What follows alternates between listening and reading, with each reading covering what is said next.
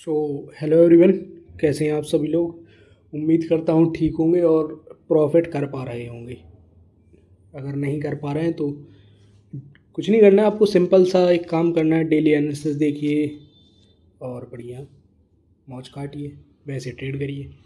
देखिए, मैंने आपने अगर वीकली एनालिसिस देखा हो तो मैंने बताया था ये कि रेजिस्टेंस जोन का काम कर सकता है यहाँ पे।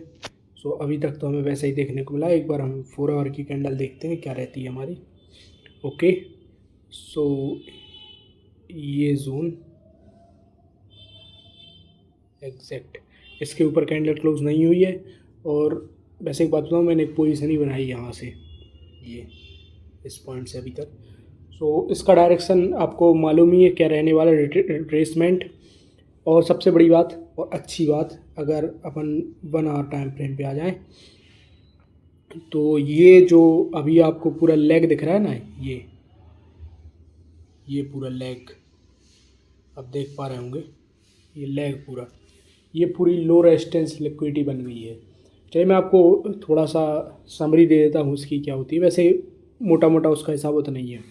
अगर आपको कहीं मार्केट में कभी भी ऐसे लगातार एक साथ 3 से ज़्यादा कोई सेम कलर की कैंडल बनते हुए दिख जाए या बन जाए, और साथ में एक कंडीशन हो, साथ में उसमें एफवीजी बने होने चाहिए। ऐसा नहीं कि ओवरलैप कर जाए करने, क्योंकि यहाँ पे ही बने देखिए ऐसा, लेकिन इसमें कोई एफवीजी नहीं है। ये नहीं होना चाहिए, एफवीजी बनने ही चाहिए। अगर एफवीजी बनेंगे तभी वो लो रेजिस्टेंस लिक्विडिटी अच्छे से काम करेगी। तो क्या बताए, 3 से ज़्यादा सेम कलर की किसी भी डायरेक्शन में, मतलब 4 होनी चाहिए मिनिमम, उतनी कैंडल्स बन जाती हैं। तो उसके जो लास्ट की जो डिफरेंट कलर की कैंडल होती है, चाहे वो अगर अप साइड होगा, अब जैसे अप साइड जा रहा तो ये मेरे में गोल्डन दिख रही है, आपके में रेड दिख रही होगी। ये जो रेड कैंडल है ये क्या है, ये है लिक्विडिटी, मतलब एक ऑर्डर ब्लॉक भी और साथ में लो रेजिस्टेंस लिक्विडिटी। और यहाँ से पूरा अब लेग बन चुका है। अगर मान लीजिए यही चीज़ अपोजिट होती, यहाँ से पूरा रेड रेड रेड बना होता, तो यहाँ की जो ग्रीन कैंडल होती, मेरे में स्काई ब्लू करके रखा है मैंने कलर, वो आपके अपने मर्ज़ी कस्टमाइजेशन कर सकते हैं। यहाँ पे आपका अपना पर्सनल है, वैसे मैंने ये करके रखा है। तो इसके जो लास्ट की कैंडल होगी वो क्या होगी, वो होगी लो रेजिस्टेंस लिक्विडिटी। और अक्सर जब मार्केट ऐसे सिनेरियोस बनाता है तो ये लिक्विडिटी लेने के लिए अक्सर जाता ही है। ये मेरा अभी तक का एक्सपीरियंस है, और मैंने ये जहाँ से सीखा है उनका भी काफ़ी एक्सपीरियंस है, ऐसा नहीं है। सो ये अपना इसका तो सेमी डायरेक्शन आपको मिनिमम, मैं बता रहा हूँ मिनिमम टू मिनिमम यहाँ तक तो मार्केट आएगी ही। यहाँ तक तो कंफर्म है आना। कंफर्म मतलब भाई, अब एनालिसिस बता रहा है अपन, यहाँ तक तो आएगी ही आएगी, समझ रहे हो। तो यहाँ तक की वैसे मैंने तो ट्रेड लिया, और मेरा फर्स्ट टीपी मैं बता रहा अपन, मेरा फर्स्ट टीपी मैंने ये रखा है जिसमें अपनी 50% पोजीशन को क्लोज़ कर दूंगा। उसके बाद मैंने ये टारगेट रखा है आज अभी के लिए, फ़िलहाल के लिए। उसके बाद नेक्स्ट टारगेट हम क्या रखते हैं वो मैं दूसरी पोजीशन ही बना लेता हूँ, कुछ ऐसा नहीं कि क्योंकि, लेकिन अपन को कभी भी ये नहीं चलना चाहिए कि मार्केट सिर्फ मेरे हिसाब से चले। तुम मार्केट के डायरेक्शन चलो, ना कि तुम ये सोचो मार्केट मेरे डायरेक्शन में चले, तभी तुम प्रॉफिटेबल हो पाओगे। अगर तुमने ये सोच लिया जिस दिन, नहीं नहीं अरे मार्केट यहाँ तक तो जाए ही जाए, तो भाई तुम्हारे लगने तय हैं, तुम्हारे हर जगह ऐसे लगेंगे। तुम इसी चक्कर में बैठे रहोगे ना कि मार्केट यहाँ आ जाए, मेरे इस पे आए बार बार, यहाँ से मेरे यहाँ पे आ जाए, इसको ब्रेक करे, तुम यहाँ का टारगेट रख लोगे। क्यों करना भाई, मतलब देखो, अगर तुम्हें प्रॉफिट कमाना, मार्केट से तुम्हें लड़ना थोड़ी है, तुम लड़ने थोड़ी आए हो कि मार्केट को हराना है, ये कोई सीन नहीं होता हराना बराना। तुम्हें मार्केट से पैसा बनाना है, और पैसा कैसे बनता है, पैसा बनता है पेशेंस से, मार्केट के साथ गो विद द फ्लो, समझ रहे हो ये बात, मतलब उसके बहाव के साथ बहो। तो यहाँ तक के लिए अभी आप अपना टारगेट रखो। ये फर्स्ट टिप यहाँ पे 50% मेरा, तो मैं बता रहा हूँ 50% पोजीशन को क्लोज कर दूंगा और नो रिस्क पे ला के खड़ा कर दूंगा उसको, और यहाँ से मैं अपनी 100% पोजीशन क्लोज कर दूंगा। अगली ट्रेड मैं देखूंगा कैसा क्या मेरा सेटअप रहेगा, वैसे मैं ट्रेड बनाऊंगा। सो ये रहेगा मेरा बिटकॉइन के लिए एनालिसिस। अब हम देख लेते हैं इथेरियम को, हमारा इथेरियम भी क्या कहता है। वैसे सेम ही रहेगा जैसा अपन ने वीकली पे किया था, कोई ऐसा खास चेंज नहीं आने वाला है, लेकिन फिर भी एक बार चेक कर लेते हैं, ठीक है। So we are now in Ethereum. चलिए हम इथेरियम का भी देख लेते हैं। वैसा मेरा कोई नया पीओवी नहीं रहेगा कि मैं कुछ नया जंतर मंत्र बता दूंगा कि यहाँ से मार्केट आई है धूम करके ऐसे निकल जाएगी, बट ऐसा कुछ नहीं होने वाला है। मार्केट का एनालिसिस सेम रहेगा। ये यहाँ से मिटिगेशन ब्लॉक है और ये लिक्विडिटी पड़ी हुई है यहाँ पे, इसको लेने के लिए यहाँ पे मार्केट जाए, इसमें कोई नई बात नहीं। लेकिन फिर भी मैं आपको एक छोटे टाइम फ्रेम पे ले चलता हूँ। ये जो अभी एकदम से अपन को बाइंग देखने को मिली है, देखिए सेम अभी मैंने आपको एक बार बताया था कि जो चार्ट होते हैं ना इथेरियम, बिटकॉइन, सोलाना, इनके लगभग लगभग सेम देखने को मिलते हैं। अभी अपन देख रहे थे सेम कुछ देखा था, नोटिस किया था पैटर्न, पूरा ये रैली देखी थी। सेम कैसी है, बिटकॉइन में है लो रेजिस्टेंस लिक्विडिटी, सेम इसमें है। अब आप इसमें कंफ्यूज हो जाएंगे, आप बोलेंगे क्या कि ये जो इसमें कैंडल 3 आई है उसमें एक आई है। तो मैं एक बात नोटिस कर पा रहे हैं, ये जो कैंडल है, ये जो ब्लू कैंडल है, ये आपको दिख रही है मेरे में, अब ग्रीन कैंडल ही आपको दिखेगी, ये रेड कैंडल के अंदर आई है। मतलब ये कैंडल का हाई और इस कैंडल का लो, ग्रीन का, ब्लू का, इस गोल्डन कैंडल ने इसका लो हाई कुछ ही ब्रेक नहीं किया, तो ये क्या हो गई, इनसाइड बार कैंडल। और ये इसके अंदर भी देखना है, ये कैंडल है, देख पा रहे हो तुम, ये कैंडल, इसके लो हाई को इन दोनों कैंडल ने मिलकर ब्रेक नहीं किया, तो ये भी क्या हो गई इसकी इनसाइड बार। तो कितनी कैंडल बची, एक। तो उसमें बिटकॉइन में भी कितनी कैंडल थी, एक। तो देखा तुमने, कुछ नोटिस कर रहे हो, मतलब बस ये तुम्हें नज़र होनी चाहिए तुम्हारी वैसी, उसको तुम देख पाओ कि वैसा ये मार्केट कर रही है कि नहीं।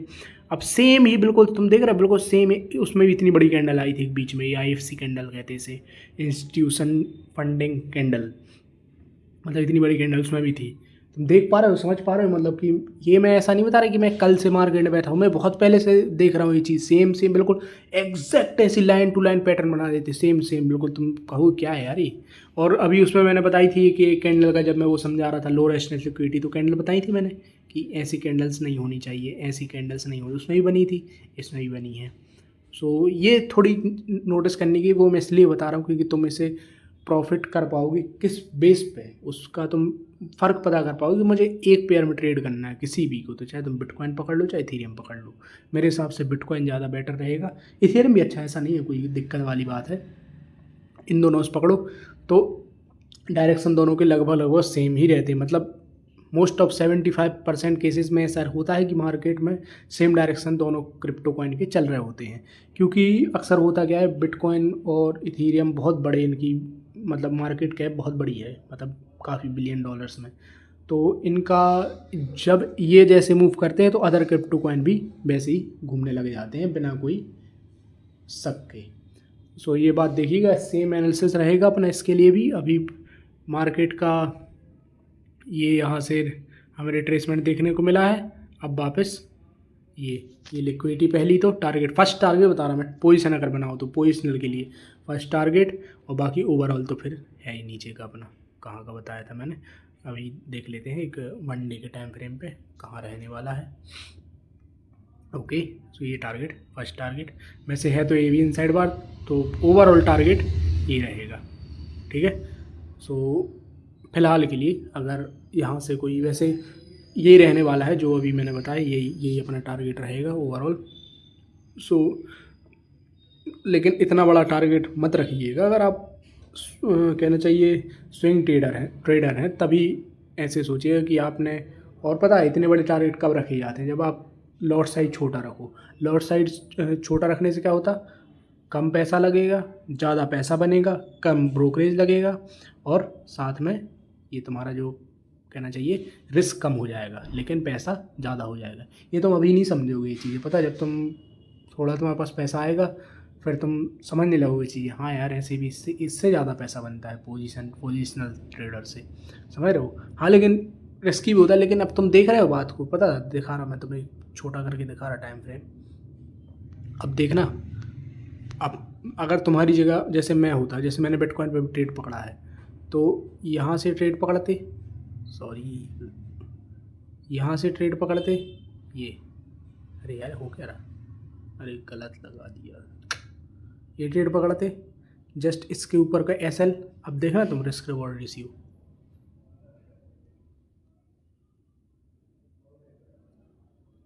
देख रहे हो, ये 1:46, मतलब अगर तुम 1 रुपया गवाओगे तो पाओगे कितना, 46, मतलब 40 तो पाओगे ही पाओगे। तो इसमें फ़ायदा क्या हुआ, अगर तुम छोटे तौर पे समझ लो बात को, इससे प्रॉफिट तुम्हें फ़ायदा ही होगा।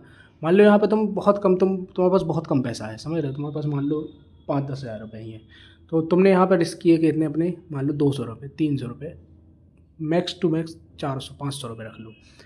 अब 500 में तुम 40 का मल्टीप्लाई करो, समझते हो कितना पैसा हो जाएगा, समझ पा रहे हो ना, 20,000 रुपये। मतलब इसका तुम्हारा कैपिटल सीधा अगर 5,000 रुपये है तो सीधा 4 गुना बढ़ जाएगा, 10,000 है तो सीधा दुगना हो जाएगा कैपिटल। लेकिन इसके लिए तुम्हें बहुत पेशेंस चाहिए, तुम अभी नहीं कर पाओगे। सोचो तुम इतने छोटे कैपिटल से नहीं कर पाओगे। जैसे ही तुम्हें 2,000, 1,500, 2,500 ऐसा प्रॉफिट दिखे ना 5-10 हज़ार कैपिटल में, तुम वो कर दोगे, छोड़ो हटाओ भाई इतना ही पैसा बहुत है, समझ रहे हो। और तुम्हें एक बात बता रहा, पोजिशनल ट्रेडर अगर तुम बनना चाहते हो तो न्यूज़ के टाइम पे अपनी पोजीशन को कॉस्ट टू कॉस्ट पे ला के रख दे, मतलब कॉस्ट टू कॉस्ट नहीं, अपने प्रॉफिट पे जो कैंडल बनी है उसकी कैंडल पे खाई पे रख दिया करो, हमेशा ये किया करो, फ़ायदे में रहो। नहीं तो एक आध बार आया हुआ प्रॉफिट बिल्कुल उसमें होगा, पता है तुम्हें कितना नुकसान होगा उसमें।